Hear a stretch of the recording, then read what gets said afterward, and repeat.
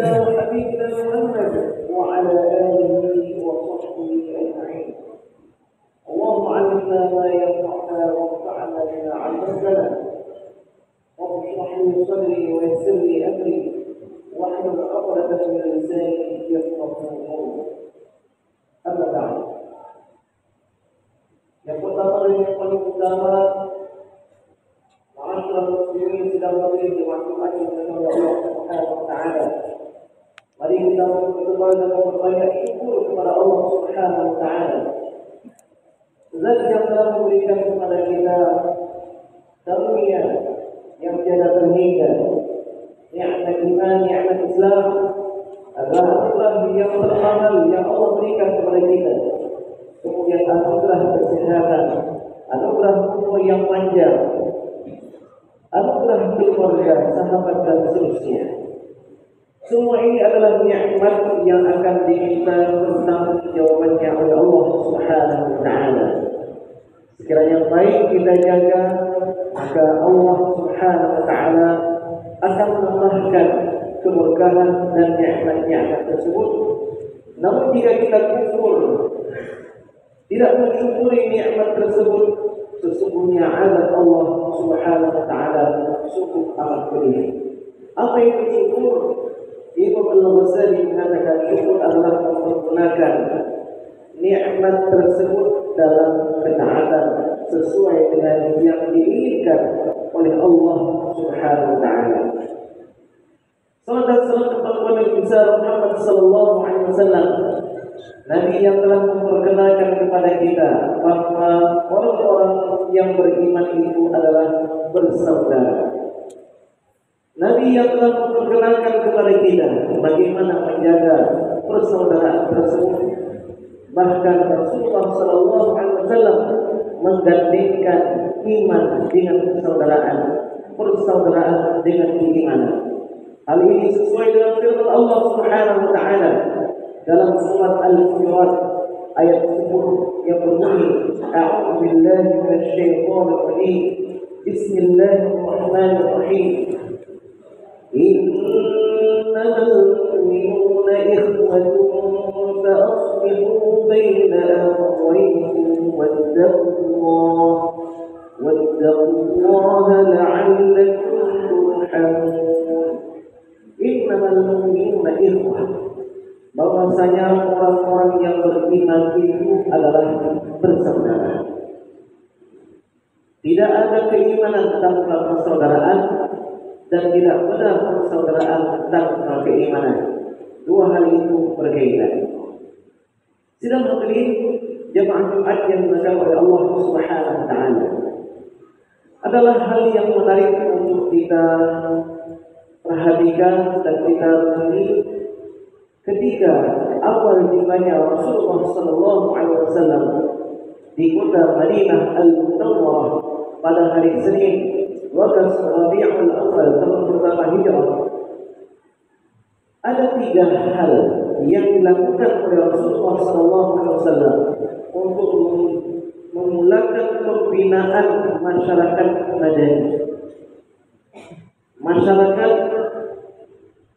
yang diinginkan dan diridhai oleh Allah dan Rasulnya. Yang pertama, Nabi membangun masjid. Kita mengenal dalam sejarah Islam, masjid yang pertama sekali dibangun oleh Rasulullah sallallahu alaihi wasallam adalah Masjid Quba.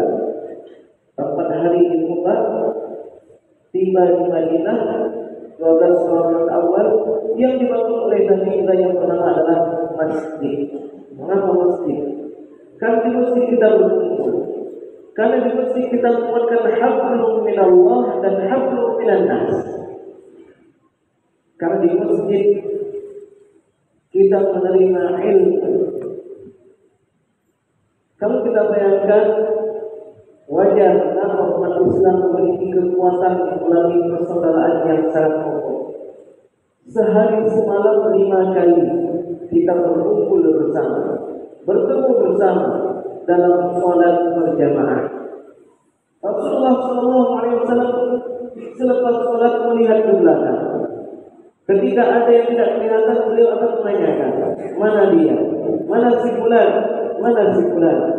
kalau sakit untuk dikunjungi, kalau seandainya ada hajat atau ada sesuatu agar diketahui oleh Rasulullah dan juga para sahabat.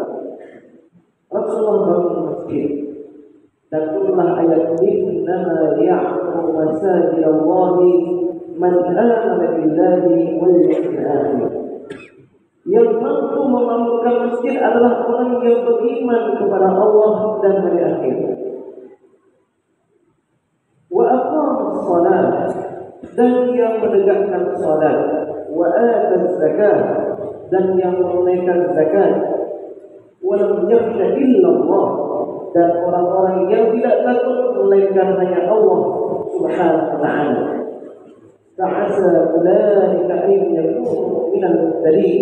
Mereka inilah yang mudah-mudahan akan senantiasa mendapatkan petunjuk dan kebaikan dari Allah Subhanahu wa taala. Begitu penting masjid. Orang yang memakmurkan masjid adalah orang-orang yang istimewa. Disebutkan dalam ayat tersebut, yang mampu memakmurkan masjid adalah yang menegakkan salat, yang beriman kepada Allah dan hari akhir, yang melaksanakan salat, menunaikan zakat, dan tidak takut melainkan hanya kepada Allah Subhanahu wa taala. Betapa berbesar hatinya kaum muslimin kepada orang-orang yang gemar hadir ke masjid. Karena dalam hadis yang lain yang diriwayatkan oleh Ibnu Asakir bahwa Rasulullah sallallahu alaihi wasallam bersabda tentang sebuah hadis qudsi yang Allah Subhanahu wa taala berfirman di dalamnya, "Inni la hamdu bi qaumin 'adzab." Ada kalanya aku ingin menimpakan azab kepada suatu kaum. Demikian Allah firmankan, "Fa idza ra'aytu fihi," tapi manakala aku melihat ada 3 golongan ini, maka aku palingkan azab dari mereka. Yang pertama adalah ummar buyuti, orang-orang yang memakmurkan rumahku. Ketika masjid belum dibangun, memakmurkannya adalah dengan membangunnya, dengan membangunkan masjid tersebut. Namun setelah masjid terbangun, maka memakmurkannya adalah dengan menghadiri minimal setiap sholat 5 waktu kita isi. Wabil khusus yang perlu dilaksanakan adalah sholat fajar atau sholat subuh, yang merupakan sholat yang paling berat bagi orang-orang yang imannya takut atau imannya ada masalah, ada penyakit kemunafikan. Alhamdulillah. Yang kedua adalah wal mutahabbina fiyya, orang-orang yang saling mencintai karena.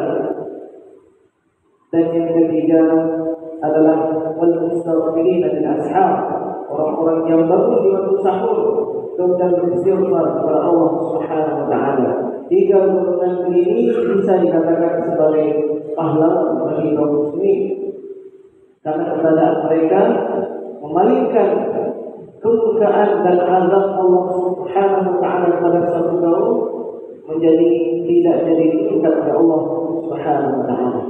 Ini adalah hal yang pertama yang dilakukan oleh Rasulullah SAW ketika beliau di Madinah Al-Munawwarah. Hal yang kedua yang dilakukan oleh Rasulullah SAW untuk pembinaan umat adalah beliau mempersaudarakan antara muhajirin dan ansar.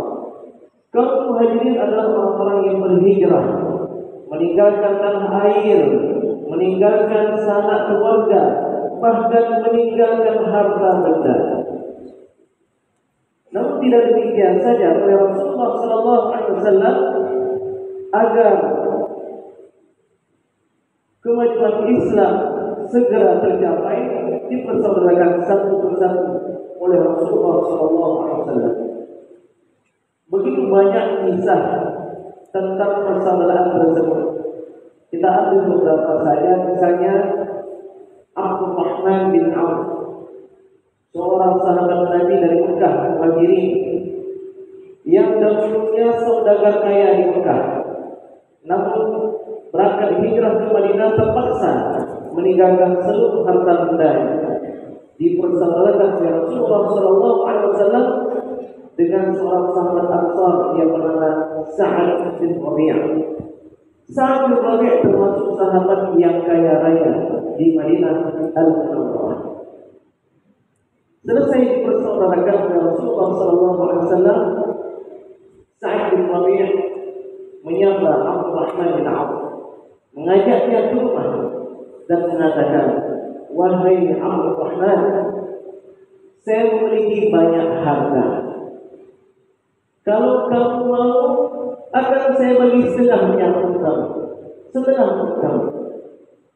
Kalau bahasa kita sekarang, kalau ada dua perusahaan, satu perusahaan diberikan. Atau kalau punya dua kendaraan, dua mobil mewah, yang satu siap akan diberikan kepada Abdurrahman bin Auf. Bukan hanya sebatas itu. Sa'ad bin Rabi' mengatakan kembali, "Wahai Abdurrahman, saya punya istri dua. Kalau kamu mau satu, lihatlah mana yang menarik di hatimu, agar aku ceraikan dan agar aku nikahkan dia dengan." Subhanallah. Demikian hebat persaudaraan yang dilakukan oleh Rasulullah SAW antara sesama sahabatnya. Namun yang lebih menarik lagi adalah jawaban daripada Abdurrahman bin Auf yang sudah 13 tahun dididik langsung oleh Rasulullah SAW. Abdurrahman bin Auf mengatakan, "Semoga Allah memberkahi dirimu pada harta dan juga pada keluarga. Barakallahu fika wa fi malika wa fi ahlika." Terima kasih wahai saudara, tunjukkanlah kepada di mana pasar. Diajarkan oleh Nabi semua sahabat untuk mandiri, berdikari, tidak bergantung dengan siapapun juga. Abdurrahman bin Auf memulakan dirinya berdagang dengan mengambil upah sebagai suruhan, sebagai perantara antara pembeli dan penjual, mendapatkan uang. Lalu dengan uang tersebut dia jadikan modal untuk usahanya. Sedikit demi sedikit akhirnya Abdurrahman bin Auf pun dikenal sebagai penguasa pasar atau orang yang paling kaya di Madinah Al-Munawwarah. Begitu juga kita melihat bagaimana persaudaraan antara Salman Al-Farisi yang termasuk juga dari golongan Muhajirin, walaupun sebelumnya berasal dari Persia, namun demi mendapatkan menjumpai seorang nabi akhir zaman, walaupun sempat menjadi budak diperjualbelikan, tiba di Mekah, lalu menjadi sahabat Nabi, masuklah dia dalam golongan Muhajirin. Dipersaudarakan oleh Nabi SAW dengan Abu Darda. Kita perlu tahu bagaimana persaudaraan yang dibangun oleh Rasulullah SAW. Suatu hari Salman Al-Farisi datang berkunjung ke rumah saudaranya Abu Darda. Abu Darda waktu itu sedang berada di luar rumah. Dia menjumpai Ummu Darda. Ummu Darda dalam kondisi pakaian yang kusut, jilbab yang kusut, seperti orang yang tidak mampu, yang tidak pandai mengurus dirinya sendiri. Ya Ummu Darda, wahai Ummu Darda, apa yang terjadi? Ummu Darda mengatakan, saudara tidak lagi punya hajat dengan dunia. Saudara tidak punya lagi hajat dengan dunia. Salman pun paham. Di sore hari pulang Abu Darda, Salman langsung mengatakan, izinkan malam ini saya bermalam bersama kamu di rumah ini. Ketika Abu Darda pulang, makanan sudah disiapkan oleh Abu Darda, disuruhkan kepada Salman. Makan, wahai Salman. Salman mengatakan, marilah kita makan bersama. Abu Darda mengatakan, saya puasa. Salman mengatakan, saya tidak akan menyentuh makanan ini sehingga kamu ikut makan bersama saya. Abu Darda akhirnya membatalkan puasanya untuk makan bersama Salman dan memuliakan tamunya. Lalu di malam hari selepas salat Isya mereka beristirahat. Baru beberapa waktu berlalu, Abu Darda bangun. Dipegang tangannya oleh Salman. Wahai Abu Darda, hendak kemana engkau? Aku hendak qiyamul lail. Belum lagi, tidur dulu. Abu Darda akhirnya tidur kembali. Di tengah malam Abu Darda kembali bangun. Dipegang lagi oleh Salman. Kemana engkau hendak pergi, wahai Abu Darda? Aku hendak qiyamul lail. Belum dulu, tidur dulu. Hingga sepertiga malam terakhir Abu Darda bangun. Kemana engkau hendak pergi? Aku hendak qiyamul lail. Iya, sekarang waktunya. Selepas salat subuh, Abu Darda melapor kepada Rasulullah SAW tentang perihal dari Salman Al-Farisi, perilakunya terhadap dirinya. Rasulullah SAW memanggil Salman Al-Farisi. Lalu Salman menjelaskan kepada Rasulullah SAW. Rasulullah tersenyum dan mengatakan, benarlah Salman. Segala sesuatu ada haknya, maka berikanlah haknya sesuai dengan berat haknya. Sedang hadirin jemaah umat yang kata oleh Allah Subhanahu wa taala. Kita bisa pertanyakan kepada diri kita sendiri, sejauh mana keimanan kita? Bagaimana persaudaraan antara kita dengan sesama kita? Apakah ada sampai sedemikian rupa? Al-Ithar dalam derajat kedua yang paling tinggi itu Ithar namanya. Ithar itu artinya melebihkan orang lain daripada diri sendiri. Dan secara Islam mencatatkan bagaimana pendidikan luar biasa dari Rasulullah SAW dalam sebuah pertempuran. Dalam sebuah pertempuran ada beberapa orang sahabat yang sudah terkulai lemas karena tubuhnya penuh dengan luka. Salah seorang di antara mereka mengatakan haus, sepertinya dalam kondisi nazak secara umum. Datang sahabat memberikan minum. Ketika hendak diberikan minum, terdengar sahabat yang kedua mengatakan haus. Sang sahabat yang pertama mengatakan, berikanlah kepada dia, mungkin dia lebih berhajat kepada air daripada diri. Lalu diberikan kepada sahabat yang kedua. Ketika hendak disuguhkan minuman tersebut, tiba-tiba terdengar sahabat yang ketiga yang juga mengatakan haus. Hingga sahabat yang kedua. Begitu sampai sahabat yang ketujuh, terdengar sahabat yang pertama tadi kembali mengatakan haus. Begitu didekatkan minuman tersebut pada sahabat yang pertama, sang sahabat meninggal dunia. Diberikan ke sahabat yang kedua, belum sampai ke sahabat yang kedua, meninggal dunia. 7 sahabat tersebut semuanya mati syahid dalam kondisi Ithar. Apa itu Ithar? Mendahulukan orang lain daripada diri sendiri. Memang untuk mencapai derajat Ithar ini sedang memberi dimanfaatkan oleh Allah Subhanahu wa taala tidak sembarangan. Ini berkaitan dengan kekokohan dan keteguhan iman kita. Yakin kepada Allah Subhanahu wa taala, bahkan mampu mendapatkan orang lain daripada diri sendiri. Namun ada satu derajat yang paling rendah. Ini adalah derajat yang minimal bagi orang yang mengaku bersaudara, yaitu salamus sadri, selamatnya hati dari penyakit iri, dengki, benci, dan dendam dan seterusnya. Ini adalah derajat yang paling rendah, yang minimal harus kita miliki kalau kita mengaku bersaudara dengan sesama muslim. Terkadang banyak di antara kita yang mengagungkan Masjidil Haram, mengagungkan Ka'bah, berusaha setiap tahun untuk berangkat haji atau umrah, namun melupakan kehormatan saudara-saudaranya dengan dia sebutkan kekurangan-kekurangan mereka. Ibnu Majah dalam sunannya, Al-Imam Ibnu Majah dalam sunannya menyebutkan ada sebuah hadis yang diriwayatkan dari seorang sahabat yang bernama Abdullah bin Amr bin Auf.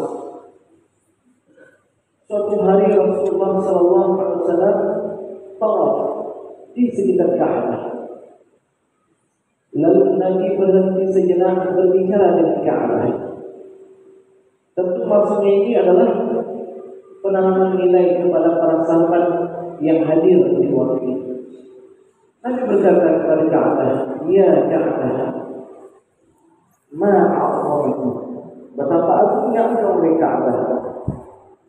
Wa ma'a'atyaba rihiki, dan betapa wanginya engkau oleh Ka'bah. Wa ma'a'amu hurmatiki, dan betapa agungnya kehormatanmu oleh Ka'bah. Walladhi nafsi biyadihi, namun wahai Ka'bah, demi yang jiwaku berada dalam genggamanmu, la hurmatul mu'min, sungguh kehormatan orang yang beriman inda Allah, di sisi Allah Subhanahu wa taala, a'zamu minni, lebih agung lagi kehormatannya daripada dirimu. Dan wa malu wa ilmu, baik berupa darahnya, hartanya maupun kehormatannya. Wa alla yuqadda bihi illa khaira, dan tidak layak untuk diduga terhadap orang yang beriman melainkan kebaikan semata. Sedang memiliki jemaah yang diberkati oleh Allah Subhanahu wa taala. Maka pesan dari khatib untuk diri sendiri dan juga untuk kita semua, marilah kita bina kembali persaudaraan sedemikian rupa yang pernah dibina oleh Rasulullah SAW. Kiranya Islam tidak akan mampu mencapai kepada puncak kegemilangannya melainkan seperti yang pernah dibina oleh Rasulullah SAW. Maka hendaknya kita ikuti apa yang pernah dibina oleh Rasulullah SAW. Kekuatan kita bukan dengan kekuatan fisik, kekuatan kita adalah dengan persaudaraan, dengan kesatuan.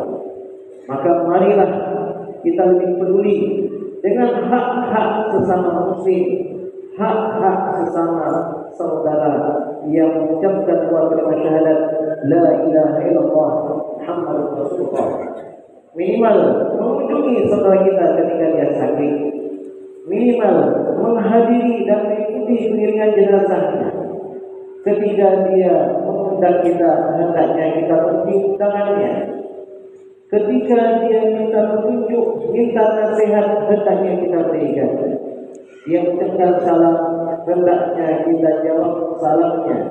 Ketika dia bersin, hendaknya kita jawab ucapan tahmid dari musimnya tersebut. Mudah-mudahan Allah Subhanahu wa taala menjadikan kita sebagai hamba-hambanya yang beriman dengan iman yang hakiki dan memiliki rasa persaudaraan ukhuwah Islamiyah yang diajarkan oleh Rasulullah SAW kepada kita. Alhamdulillah,